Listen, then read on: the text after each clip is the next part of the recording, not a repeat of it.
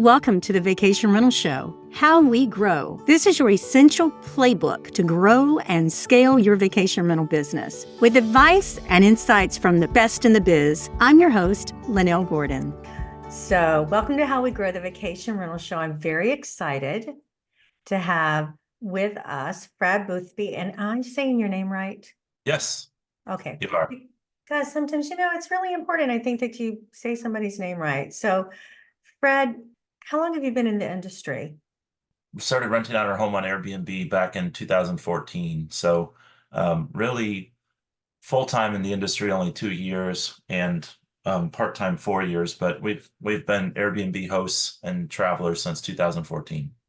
So the reason I wanted to talk to you and the reason I asked you on the show is because you've been wildly successful. That's a short time necessary, in the industry, really. Even though you've been since 14 part-time, you've really grown. Tell me a little bit about your growth. Yeah, so I would say wildly successful is very kind. Um, I would say I see there's a lot of people that I try and network with and study and learn from, and it's always amazes me what different people are able to do in this industry and how they've done it. And I sit there and I think, wow, like if they can do it, I can do it too. I just have to, figure out what they're doing and how they're doing it. But what I would say too is I've seen there's a lot of different ways to make money in the industry. And so, and different people come into the industry with different backgrounds. They focus on different sectors. And so I think everybody's journey is interesting to watch. But we kind of got into it. I was leaving commercial lending. I was a banker in South Bend, Indiana, near Notre Dame, and worked for a community bank called First Source Bank, did commercial lending, and decided I wanted to do something more entrepreneurial. So I moved my family to Orlando, Florida, to go run a lawn care landscape irrigation business, and Wow. that was a big change. And one of the conditions that I made with my wife is she could go back to Michigan as often as she wanted to, and so that was the deal. So when she started going back 3 weeks at a time every 2 months, it didn't seem like it made much sense to leave the house. For me to take the whole house when it could have rental value. So I would fly up and go visit mid stay when they're up there 3 weeks at a time. But the rest of the time I'd go live at the shop. And so, we had a toilet there and a sofa, and I had a hose out of the back of the shop with, up over a tree. And so I could take a shower outside, and I had a, place to sleep on the sofa, and an internet and everything I needed. So we'd rent the house out for 3 weeks at a time every 2 months. And it made it kind of opened my eyes to, hey, this thing can work. So started studying different people in the industry, thinking, understanding the different aspects of it, and started converting some long-term rentals to short-term rentals, and started, at the time I didn't really know the terms vacation rental. It was just Airbnb. So I was one of those Airbnb STR slash STD, as some people in the industry feel, people that entered that way. And as we've entered, obviously, it's been fun to get to know the bigger part of the industry, the professional management side, which is ultimately, important and important for where the industry needs to go. So let's talk about something, and this is one of the main reasons I wanted to interview you. You do unique stays, and for sure, tell me about your tree houses. I want to know about the tree houses. So again, I got into it converting a few long-term rentals to short-term rentals, and pretty quickly realized that while the returns were okay, the most exciting parts of the industry were either manage, bigger inventory in big markets, which when I was running the other business, I wasn't really focused on growing the property management side. I Uh-huh. was just looking at it from a investment return perspective. And I was interested in creating inventory that I would enjoy. My wife and I and our kids are all pretty active. We like doing different outdoor stuff, and Chattanooga was a market we really enjoyed visiting. And I saw some inspiring inventory there, specifically treetop hideaways and some other units that I thought were really neat with this treehouse concept. And this was back in 2017 or so. So I started Mhm. making a lot of trips to Chattanooga, trying to figure out where would be the best place to build and everything else. And so I think 2018, I bought some land, had a lot of hurdles. It's not easy to do non-conventional construction. Some places it's easier than others, certainly more rural areas in certain counties, but there's always, then you have the challenges of infrastructure, Right. utilities, site development, and so there's a lot that goes into it. And I didn't have specifically a construction background. I'd done some rehabs and some rentals and some flips, but new construction, non-conventional development, it's a different ballgame. So ran into a number of hurdles that ultimately made it take much longer and cost more than I ever could have imagined. But yeah, we're about 75% done with about a $4 million project that we refer to as Treetop Escapes in Wildwood, Georgia, about 20 minutes outside of Chattanooga, Tennessee. So the name of your company is Unique Stay. So I think that's cool. One of the things I love about your philosophy, and one of the things that I was really excited to share with people is that you really wanted to create. Well, one of the things you quoted, you were like, tired of lackluster returns. You wanted to create a company that would like deliver superior return on investment, basically. And I think that is a big mission in and of itself. And guys, I know he's very, you guys have to understand that Fred is very humble. He really is. But he has like 45 team members now. He's really grown his business. I'm sure your business background in investment in banking has been, very helpful with that. Let me ask you this. What advice would you give to people who are just starting out or people who want to grow their business? What do you think is the best piece of advice you can give people? To be clear, we only manage about 100 properties, so we don't manage that many. But we do have ownership in about half of those. And so, I got into it more from the real estate investment side first, and then I realized like, okay, I didn't realize I got into the hospitality industry. And so Ah, so then it's like, okay, I've got to learn this hospitality game. And we've also got a construction company that, we build a lot of our own inventory or do our own remodels, etc. But what I would say is, I started to grow the business part-time because I was running another business full-time. And uh-huh. so, that's a unique challenge. I was living in Florida and trying to grow the business in Tennessee primarily. And so that creates some unique challenges and opportunities. And I think two things. One is really focus on building the right team and working to get the right people and the right seats, with company culture and some of the other things that that those things didn't come naturally to me. I'm a numbers guy. I analyze things really deeply and thoroughly, but the people side is an area that I've had to develop a lot more. But I think in all areas, I think some of the most important thing is finding good mentors. So one of the things that we've always done, and I think is very important, is I go to as many conferences as I can. I've started to send a lot of our team members to more conferences, and there's different conferences and there's different groups of people in the space. So I started out going to the VRMA conferences, the DARM conferences, where you find the professional property managers and you get to meet great people, whether they're guys like Steve Milo that have built large operations or people like Robin and Heather from Moving Mountains or Jane from Jane's Cottages in Canada. And what that kind of like opens your mind to the potential of the industry because, I came from small little farming community and, I'm trying to figure out how to add enough value to get people to pay $300 a night and they're selling $10,000 a night stays. And so it makes you realize like the world's much bigger than you think. And then it's been fun to meet like really smart, intelligent minds like Shahar with Oh, Design VR oh and yes, and love more him. and more local guys like CJ Stam with Southern Comfort and Ellie J, who shares his business is more similar to mine. And so Hmm. it's really great to meet these different people, network with them, see how they're building their businesses, what they're focusing on, where they think value creation is, what their metrics are, all of those types of things. So it's really telling that you said just a few minutes ago, well, I only have 100 properties. But Fred, the average in this industry is 75. So you're above average to start with. Not only that, but you've grown really quickly. And I think that the fact that you're saying, okay, so mentorship has been really important to you. Are you willing to mentor other people into doing what you've done, the way that you started it?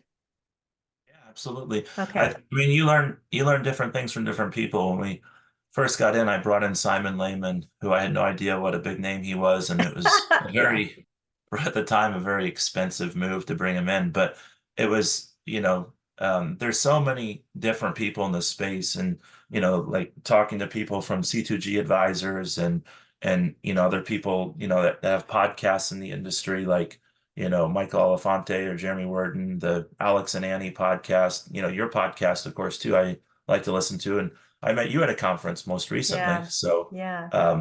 and so I think when you meet people, you don't even understand how those relationships are going to add value down the road. And you meet people that introduce you to other people that introduce you to other people, and it's amazing the synergies and the opportunities that can come from that. And if you're I'm getting older all the time, but if you somebody guessed I was 52 at right before the conference. um, Oh, great. so they weren't too far off, I Did guess. you set yourself up for that? Or did they just come up? Or did you ask? People start talking sometimes and they start talking about their generation versus mine. And it's like, well, wait a minute, because I feel like we're the same age. So Oh, I'll ask them how old they are, and then they oh, say a number, and then I ask them how old they think I am. And, don't and, do and that. they think they think they're old enough, that I'm old enough to be their, father, And you're like, so. you're like their peer. That. Don't do that. That's just, you're setting, okay, this is a what not to do. This is one of the set yourself up for failure. Yeah, we don't do that. They Um, either think I don't know. But anyways, it's always interesting. But well, I you do comport yourself very well, as if you do, you're a very intelligent person, number one, and what comes out of your mouth has value. I know from speaking to you. I mean, I spent a long time talking to you the first time we met, because I was like, wow, this guy's really intelligent, and he has an interest. You have a really interesting view on running your company, and you seem to me like someone, when I spoke to you, that has taken a piece here that I could use, a piece here that I could use, a piece here that I could use. You've kind of like studied a business model, and then you've said, okay, these pieces fit me. Let me put that together. And it is unique. You are unique in the way that you do business. And I think that the people that listen to this podcast are going to be interested in contacting you to talk to you about it, because you've taken that knowledge and you've absorbed it from some of the giants in the industry, Fred, and you've well, grown your company.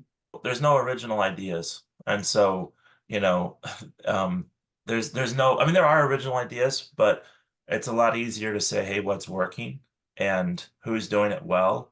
And there's things that amaze me all the time, because there's the philosophies or strategies that it's like, this is the right way to go, and then I'll see somebody in the industry who's doing the exact opposite and being Mm-hmm. highly successful, and I'm like, well, Mm-hmm. I don't think they're doing things right, but yet they are very successful. So if they are doing something wrong and they're still successful, either everybody else is wrong, or there's other factors that are creating their success. So I think it's really, especially the younger you are or the more ambitious you are, the more you can study and network and learn, and particularly, it's really hard to get in front of certain people. There was somebody that said hi to me at the last conference, and they've never said hi to me. I've always worked hard to get in front of them, and I think they only came and said hi to me because I was talking to you, and they really wanted to see you.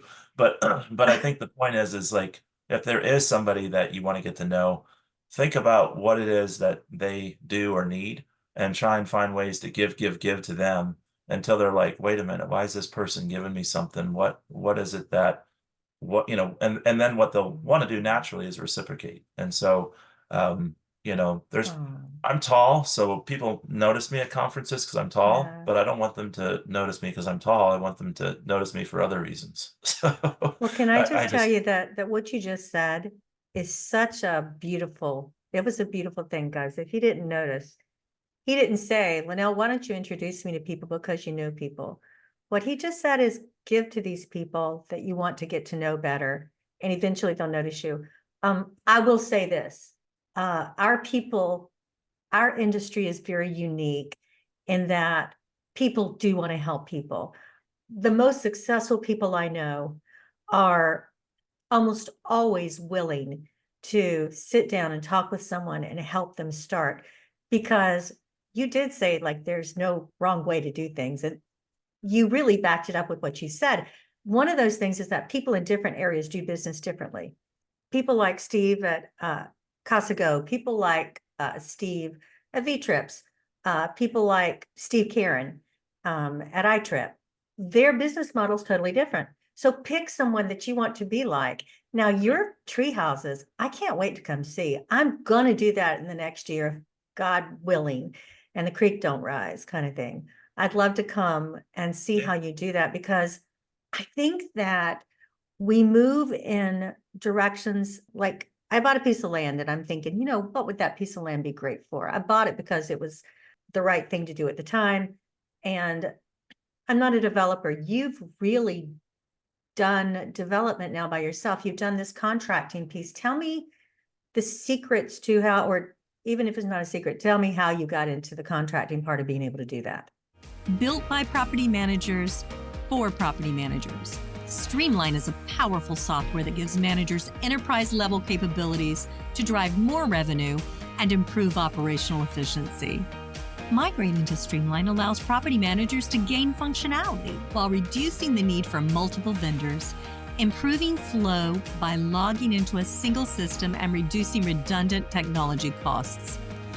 With Streamline, property managers achieve revenue lifts by leveraging our fully fledged communication center, reservations quoting system, revenue management tools, homeowner acquisition CRM, and powerful direct OTA connections.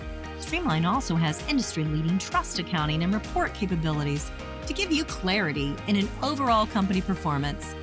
Learn more about Streamline Vacation Rental Software at streamlinevrs.com.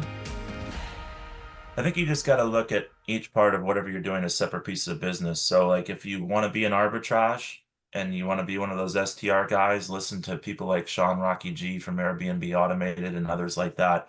If you want to be in professional property management, go to the VRMA conferences and meet as many professional property managers as you can, and think about what niche you want to be in. If you want to be like the top of the food chain, like moving mountains, you're going to have to focus on highly on experience and company culture, like Robin and Heather Cragen have done very successfully. And if you want to be, more, there's certainly a lot of different business models out there. And so for us, it's like, okay, we've got to look at them in different buckets. So we have scorecards and KPIs where we look at the important metrics that matter for the investment side of the properties that we own to make sure that, but we, at the same time, we have to pay a property management fee to our management company that's a market rate. Because if we don't, we can't properly analyze our return.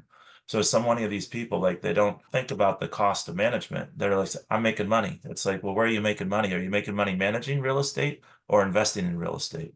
And so we've got the management company, we've got the investment entities that are own the real estate. And then because we're doing unique construction, we decided we were gonna, bring the construction in-house. And so we've got the Treetops project we're finishing up. We have one new construction and one remodel project over in Saluda, North Carolina. And whether you come over and see what we're doing or I come and see your property, I'm looking forward to doing both, hopefully. But yeah, it's you kind of got to look at them as separate businesses. And we have, and then for me, I've got really good team, and a number of those team members are vested. So I've got a guy that's vested in the management company, and I got a guy that's vested in the construction company.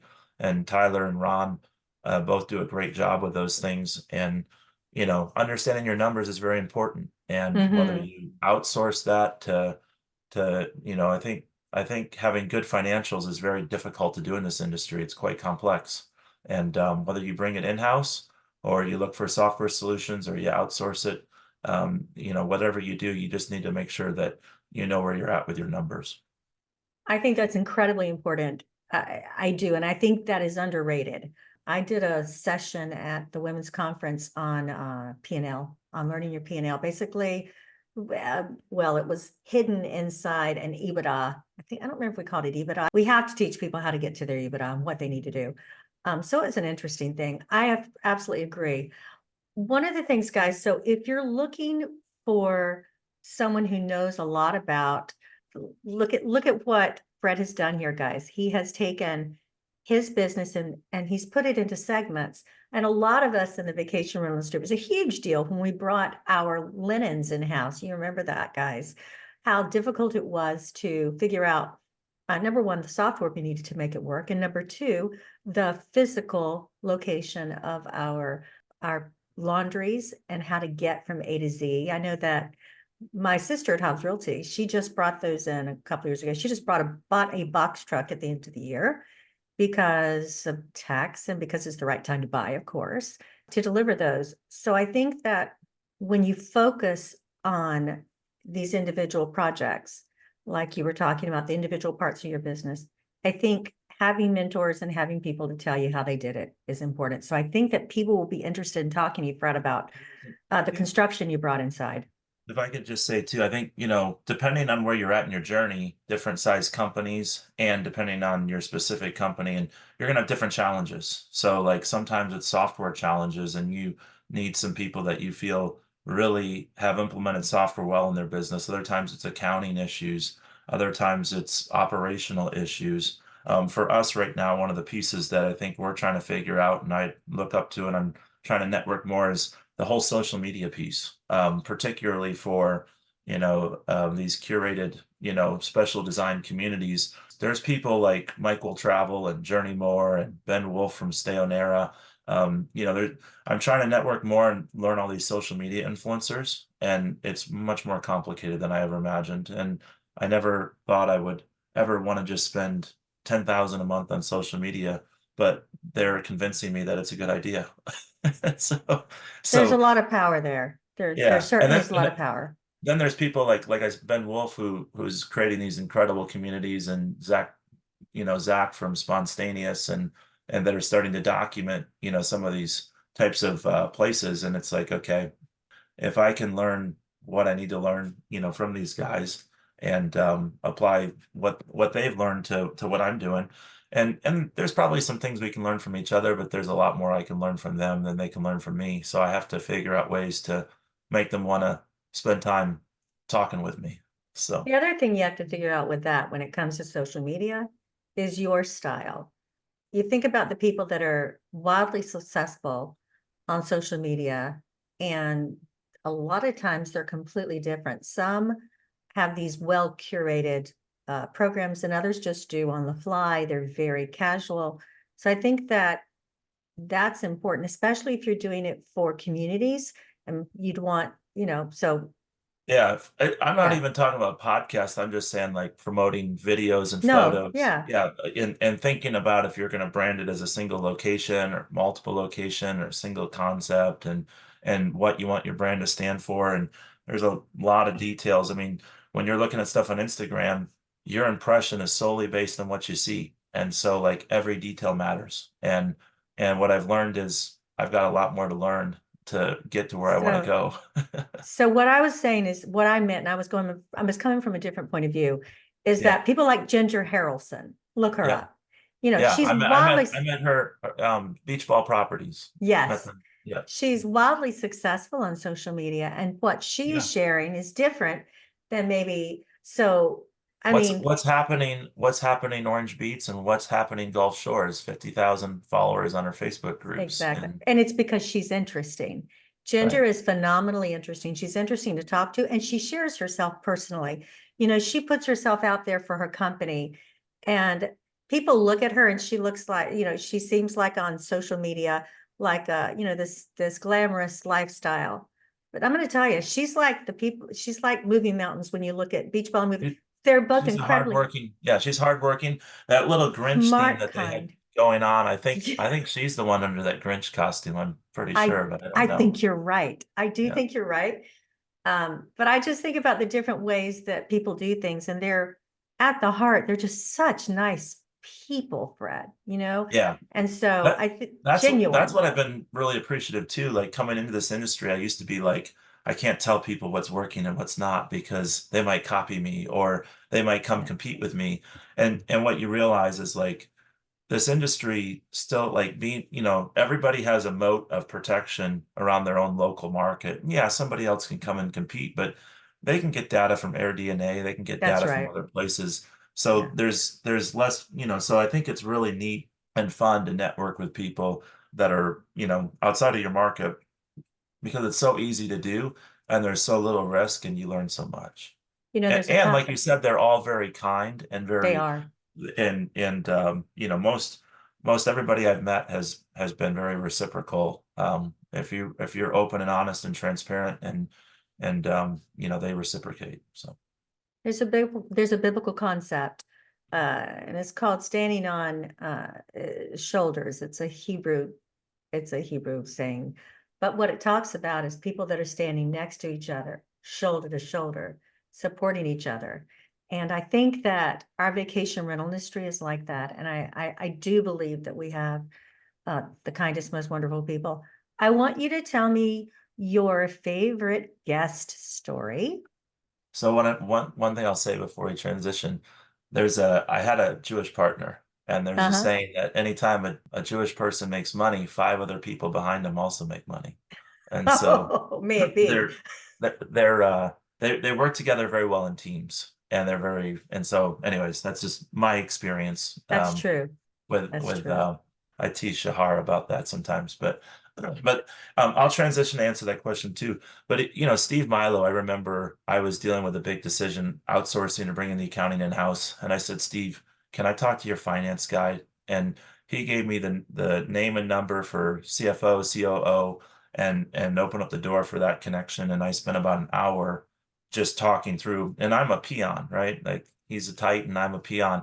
And for him to open that door and let me talk to a key guy in his company to get some insight as to what I need to think about if I want to scale, it was very valuable for me. So, but most interesting story. Again, I came from like I was 100% Airbnb, didn't have PM property management software, didn't understand vacation rentals. It was just short-term rentals. So we actually, when we left Florida, 3 weeks at a time, we rent the whole house. And we've got 6 kids now. At the time, it was a 3-bedroom house, and we had 4 kids. So with 4 kids in a 3-bedroom house, we'd have family that came and visited all the time. So we maintained a guest bedroom. So we had all the kids in one bedroom, and then we had our bedroom, and then we had a guest bedroom. And it didn't make sense to leave that guest bedroom empty when we were home because it would rent for $30 a night, And so and we homeschooled our kids and wanted them to have more social interaction and get to know. We didn't view strangers as scary. So we rented out a room of our house while we lived there with 4 kids. And you have to disclose that, and people that don't like kids aren't going to stay with you. But we had one of the founding 3 members of Pulte Homes. Pulte is like the second largest home Yeah. builder in the country. And he was one of the founding members in 1970 when they found Bill Pulte was the founder, and then he had 2 other founders. One was he was like the finance guy. He had somebody that did the operations of the construction, and then he had someone that did marketing and sales. And so the 3 of them were the founders of Pulte Homes, and so Bill was the one of the founders lived around the corner from us in Longwood, Florida, and his wife passed away. And when she died, he got lonely. And so his kids are like, Dad, how you doing? He's like, I'm fine, except for in the evening. And he saw, this is an 80-year-old guy, saw an ad for Airbnb. He's like, well, I can do that and I won't be by myself. So he would rent out his house on Airbnb, while he was there. So he wasn't, a lonely guy in the evenings. And then he was going to go play these golf tournaments. So he was heading out to California. And the 3 days before he left, Bill Pulte died in Detroit. So one of his co-founders. So instead of going to the golf tournament, he needed to go to the funeral. but he had already rented out his house, and he was heading to the funeral 2 days later than when his house rented. So he booked a night at our room in our house, and he came up in this, like, old Buick and hobbling up with a cane, and my wife said, "Hey, you gotta come look at this guy." So I looked at him, and he was, like, barely making it to the door, but he Oh, stayed with us for 2 nights, and each night I talked with him from 9:30 till about midnight, 2 nights wow. in a row, and just the stories, he told me, he's like, "At one time," he goes, "CEOs didn't make as much back then," but he said, "We had 10 market presidents that were making more than the CEO of GM at the time when they went public in 1978." So it was, there, whether it's people at conferences or whether you're crazy enough to open up your home to share it with other people, whether it's guests or travelers or hosts or property managers, it's just really fun. It's a really fun industry to be in. It is a fun industry. It truly is. Let me ask you one more thing before we go. Tell me your greatest challenge, your pain point right now. I would say what we're working on figuring out is all things marketing and sales. And so when I say marketing and sales, it's you've got, say, owner acquisition marketing, Yeah. which is postcards, social media, cold calling, um, you know, different strategies to get in front of owners and build credibility and make them want to have you manage their properties if you're trying to grow your property management business. And the other side is guest acquisition. And I've seen some companies just say, we'll do all channel bookings and do fine. But most people in the industry feel that building your direct bookings, it has value. So right now we're trying to figure out how to become more efficient in the dollars that we spend on owner acquisition. We measure that, whether it's right or wrong. We've got a very methodical way we measure that, and we're improving, but we've got a long ways to go in terms of converting dollars we invest into marketing into, a good return with owner acquisition. So that's half the focus. The other part that we're just getting started with is focusing on, our direct bookings have gone from 0 to 18%. And I think we can get them to 25 or 30. I know some companies say 60 to 100%, which is great. But we're primarily focused on the inventory that we own in terms of social media, and particularly these unique stays. So we're very early in that, and not early adopter, just early in our journey to Mhm. figure that out. And I think our goal is to say, hey, who do we need to get in the train with to be successful in that journey of guest acquisition, particularly through social media, is our main strategy we're pursuing. So let me say this to you. You're in North Carolina. I'm in North Carolina. You're gonna come see me, hopefully, like the first week in February. Yeah, I'm gonna bring all my kids too. Okay, you do. I have enough room for them all to have in the kids' room. That's fine. There's like bunk beds built in. But I will take you to a market here where 99% is direct acquisition directly without using OTAs. They use Streamline, but they have that percentage, and we'll have dinner and we'll sit down to the table with the owners, and Yeah. we'll hang out and play that. Oh, If I'm going to send you a link to my Calendly, and okay. you set up a time, and we'll get together for that, and we'll talk to you about that piece. You said that you wouldn't mind being a mentor for people who are coming in. Your business model is very similar to one of my friends, one of my very good friends in South Carolina. She built her business 100% OTAs, not necessarily Airbnb, but OTA, including that. And it's a good model. And a lot of people, it's the way they get in the industry. If somebody wants to contact you about anything, whether it's the construction of the tree houses, which I am fascinated with, and I'm going to come see. I love where you are in the Chattanooga area, Saluda, those areas, some of the most beautiful places on the East Coast, in my opinion. In the East, I mean, it's not really on the coast, but it's in the East. And so, how would they reach you if they wanted to contact you, Fred? Yeah, so if anybody can find me on LinkedIn or on Facebook, and feel free to message me or connect with me there. I would love to make that connection. If you want to get in touch directly, just message me through there, and I can give you my cell number, and you can text or call. We can set up a time. I really like to I set up 1 to 2 calls a week with people I see ads on social media for this or that, whether it's marketing or valuing a business or selling a business, or, whatever things that interest me. And I'll even take calls from competitors, and just because in those conversations we learn stuff. And so I love to chat with people about ideas. A software company reached out to me that they're working on a new software. It's Host Genius, slash, I think they're going to rename as Host Partners. Different than all the other PMSs and where they're going. It's not going to be a good fit for me probably right now, but it's still interesting to talk and network. So absolutely feel free to reach out, and look forward to meeting everybody and anybody. So. Okay, guys. So his last name is spelled Boothby. I'll make sure that we're linked on LinkedIn. If you can't find him directly, you can find him through me or however it works. Fred, thank you. Thank you for being just such a great, open, smart business person and willing to share your knowledge with everybody else. I appreciate it. I'm glad I saw you talking to someone I know at the conference, so it was easy to butt in, and so it was a pleasure to meet you. I look forward to meeting your family. I do very much. Yeah. All right. Thank you so much.